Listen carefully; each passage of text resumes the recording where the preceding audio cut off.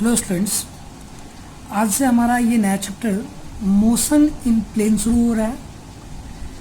तो motion in plane को पढ़ने के पहले हम लोगों को इसके बेसिस को तैयार करना होता है, क्योंकि ये मोशन इन स्ट्रेट लाइन जैसा आसान नहीं है। तो मोशन इन प्लेन को अच्छे से एक्सप्लेन करने के लिए, इसके बेटर अंडरस्टैंडिंग के लिए हम लोगों को पढ़ना पड़ता है वेक्टर। ठीक है, ये वेक्टर क्या है, एक मैथमेटिकल टूल्स की तरह होता है जो मोशन इन प्लेन को बेहतर समझने के लिए, मोशन इन प्लेन को बेहतर डिस्क्राइब करने के लिए इम्पॉर्टेंट होता है। क्या? वेक्टर। तो इस वीडियो के अंदर अभी हम लोग जानेंगे कि ये वेक्टर क्या होता है, वेक्टर का नीड क्या होता है, वेक्टर को हम लोग कैसे रिप्रेजेंट करते हैं, और फिर डिफरेंट टाइप ऑफ वेक्टर्स क्या होता है। मतलब बेसिकली ये सिर्फ क्या है, तो वेक्टर के इंट्रोडक्शन। ठीक है, तो हम लोगों ने जब चैप्टर 1 पढ़ा था तो वहाँ पे हम लोगों ने पढ़ा था एक टर्म फिजिकल क्वांटिटी के बारे में। हम लोगों ने पढ़ा था फिजिकल क्वांटिटी। तो फिजिकल क्वांटिटी के डिफिनेशन में, फिजिकल क्वांटिटीज, इसके डिफिनेशन में हम लोगों ने बोला था कि those quantities which can be measured are called physical quantities. या जिन टर्म्स के रिस्पेक्ट में या जिन टर्म्स में हम लोग किसी भी फिजिकल फिनोमेनन को एक्सप्रेस कर पाएँ उसी को हम लोग फिजिकल क्वांटिटी बोलते हैं। और वहाँ पे हम लोगों ने पढ़ा था कि भाई फिजिकल क्वांटिटी एक्चुअली वहाँ पे 2 टाइप का पढ़ा था हम लोगों ने, फंडामेंटल और डायरेक्ट। तो यहाँ पे भी हम लोग 2 और तरह का फिजिकल क्वांटिटी पढ़ेंगे। क्या क्या? तो scalar physical quantity and the vector physical quantity. तो हम लोगों को इस चैप्टर के अंदर जो पढ़ना है वो क्या है, वेक्टर। तो सबसे पहले वेक्टर होता क्या है, तो वेक्टर किन फिजिकल क्वांटिटीज को हम लोग वेक्टर बोलते हैं।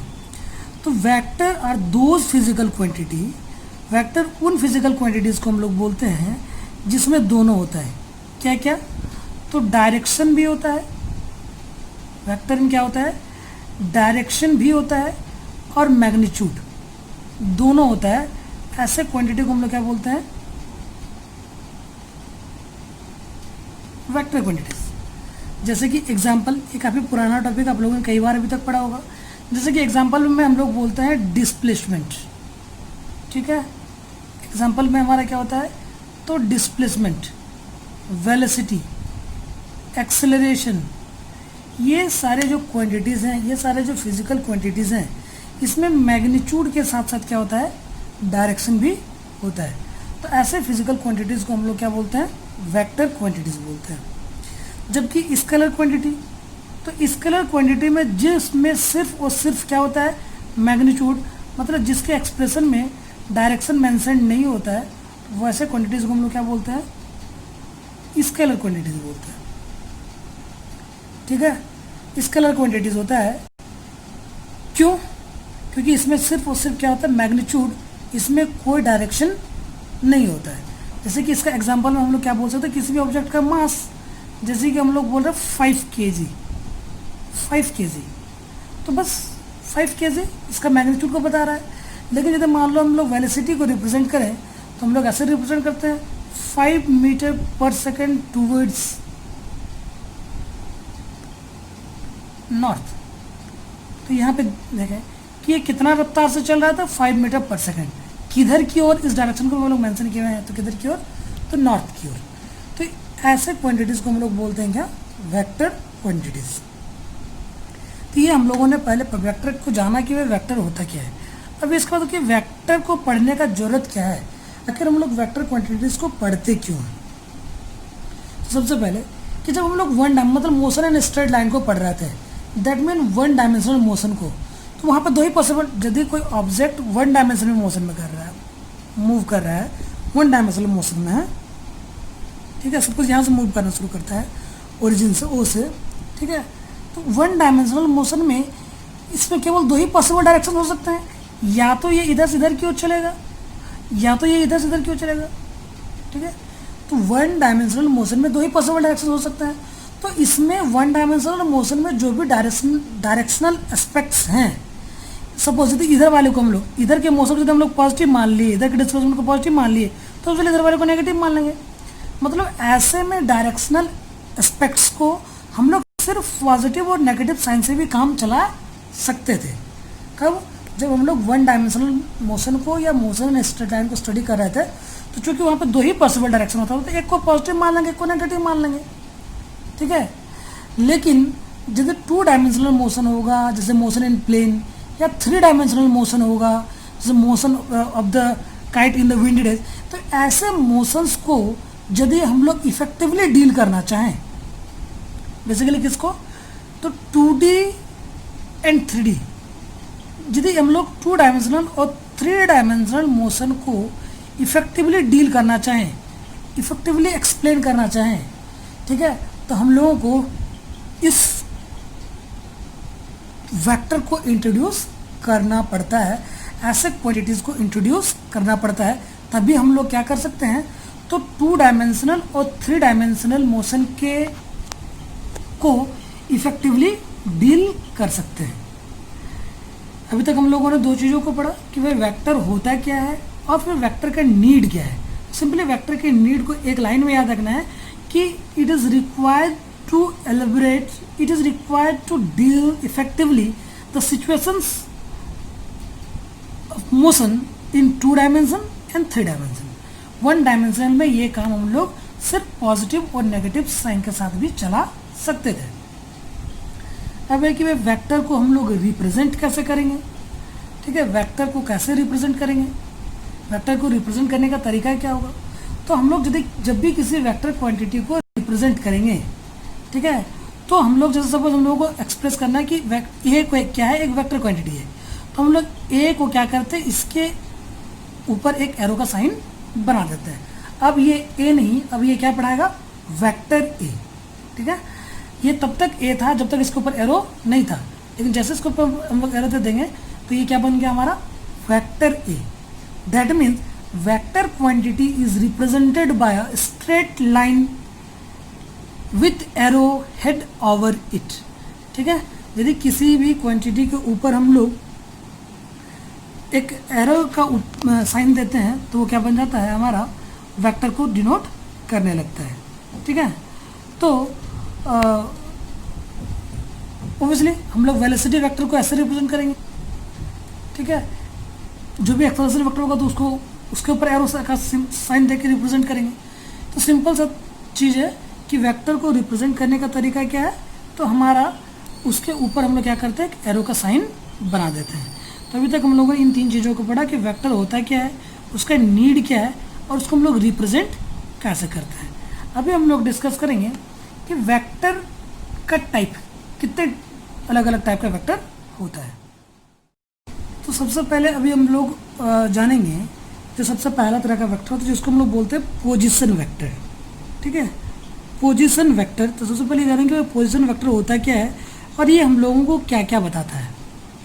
व्हाट इज पोजीशन वेक्टर, ठीक है। तो सबसे पहले मैं आप लोगों को बता दूं, ये हमारा टू डायमेंशनल कोऑर्डिनेट एक्सिस है, ठीक है। कोऑर्डिनेट एक्सिस सिस्टम है ये एक्स एक्सिस है, ये हमारा वाई एक्सिस है। सपोज यहाँ पे कोई एक पॉइंट लाई कर रहा है P, ठीक है, यहाँ पे एक पॉइंट लाई कर रहा है P, तो ओब्वियसली इस पॉइंट P के पोजीशन को स्पेसिफाई करने के लिए, इस पॉइंट P के पोजीशन को बताने के लिए हम लोगों को क्या चाहिए, एक वेक्टर चाहिए। क्या, जो क्या क्या बताएगा कि ये जो पॉइंट P है ये ओरिजिन से किधर है, ठीक है, और तो और कि इस पॉइंट P का ओरिजिन से स्ट्रेट लाइन डिस्टेंस कितना है, दो चीज़, ठीक है। इस पॉइंट P के पोजीशन को हम लोग कैसे स्पेसिफाई करेंगे, तो इसको स्पेसिफाई करने के लिए हमें दो चीज़ें चाहिए होंगी। एक तो भाई ये बताना होगा कि ये जो पॉइंट P है ये इस ओरिजिन से किधर है, ठीक है, और इस पॉइंट P का ओरिजिन से स्ट्रेट लाइन डिस्टेंस क्या है। यदि ये दो बातें हम लोग बता पाते हैं तो हम लोग क्या बोलेंगे कि हम लोग इस पॉइंट P के पोजीशन को स्पेसिफाई कर लिए।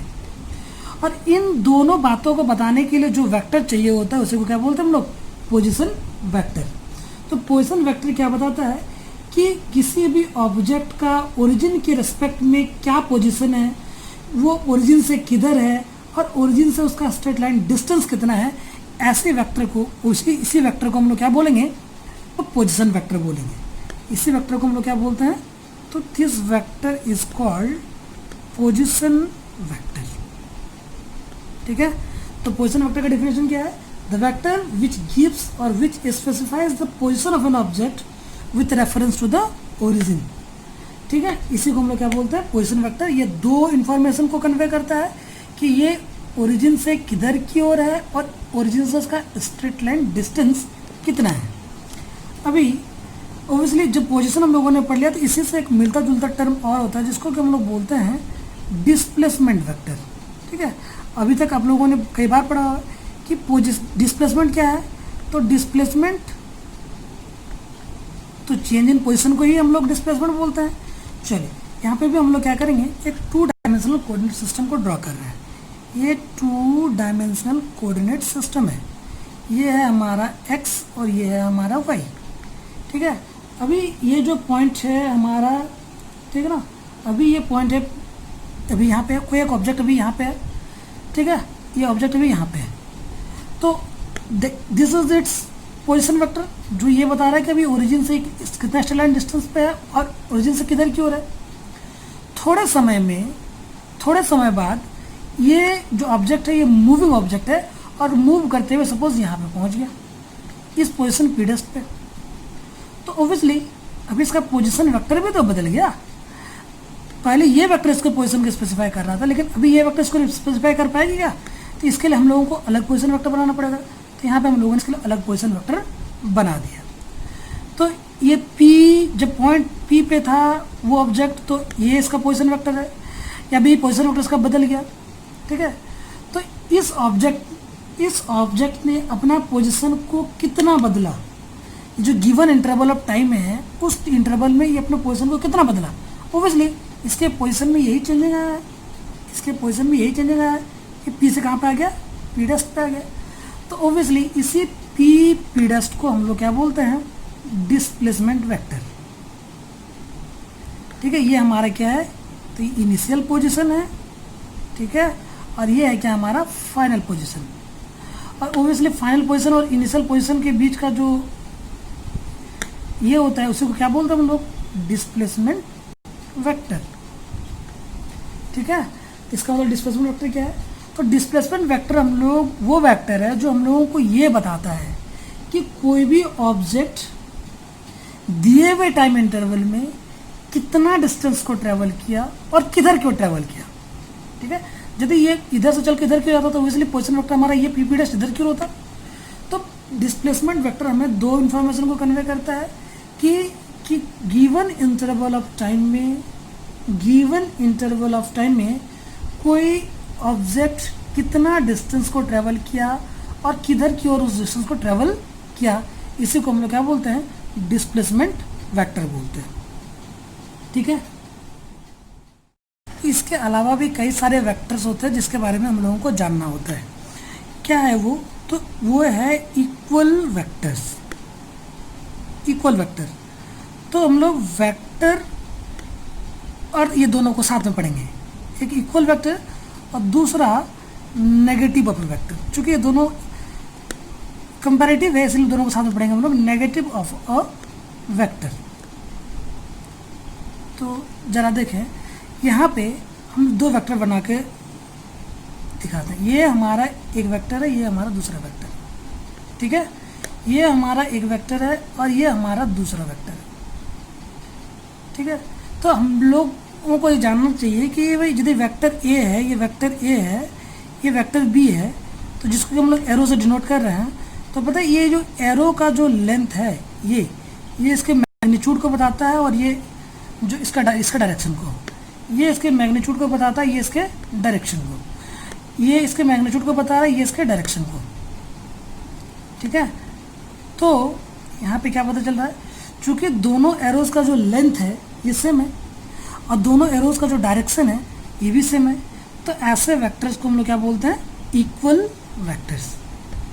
लेकिन इसी का जस्ट अपोजिट कि these vectors are equal because the length of the arrows are equal but direction is opposite.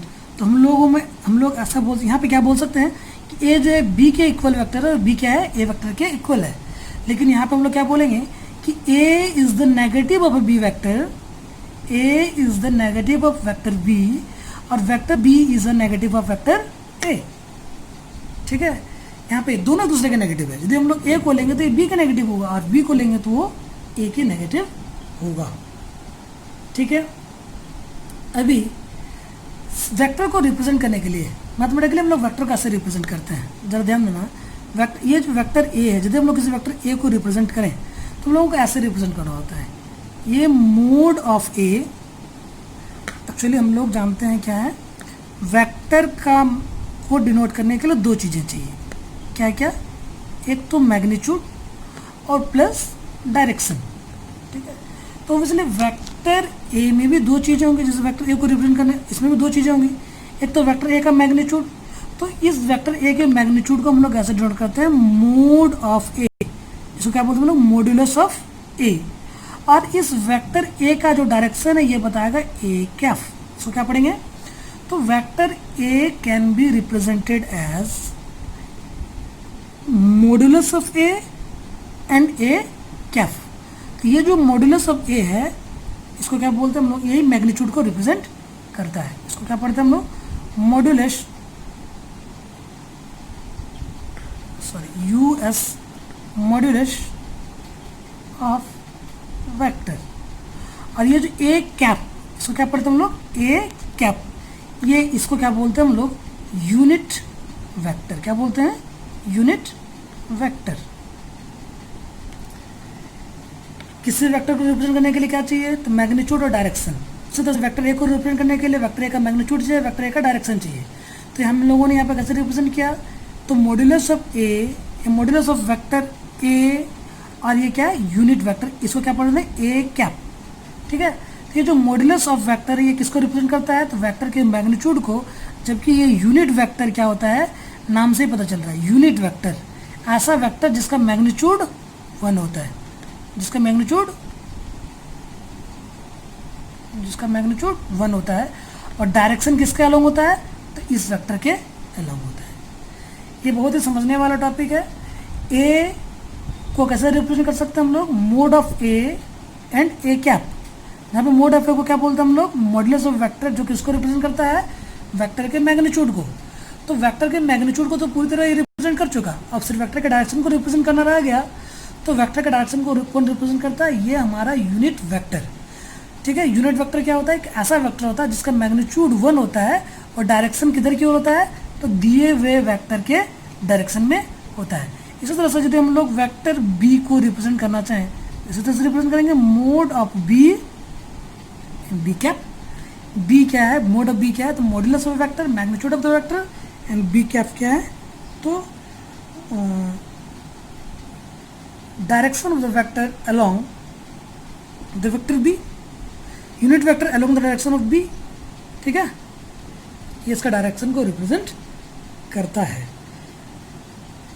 इसके बाद भी हम लोगों को और भी कई तरह के वेक्टर्स को जानना है, जैसे कि सपोज दो वेक्टर, ये कोई फोर्स है, फोर्स इज अ वेक्टर हम लोग जानते हैं। ये इधर एक ही पॉइंट पे ये दो फोर्स है, ये F1 है, इधर क्यों लग रहा है, और दूसरा फोर्स इधर क्यों लग रहा है, F2। तो हम लोग देख रहे हैं कि इन दोनों फोर्स का पॉइंट ऑफ एप्लीकेशन सेम है, ये एक ही जगह पे लग रहा है ना। तो इन दोनों का फोर्स का जो इनिशियल पॉइंट है वो दोनों का सेम है। तो इसको हम लोग क्या बोलते हैं, को इनिशियल वेक्टर्स। ऐसा वेक्टर्स जिसका क्या है, पॉइंट ऑफ एप्लीकेशन सेम होता है, मतलब जो जिसका इनिशियल पॉइंट सेम होता है, तो ऐसे वेक्टर्स को हम लोग क्या बोलते हैं, को इनिशियल वेक्टर्स।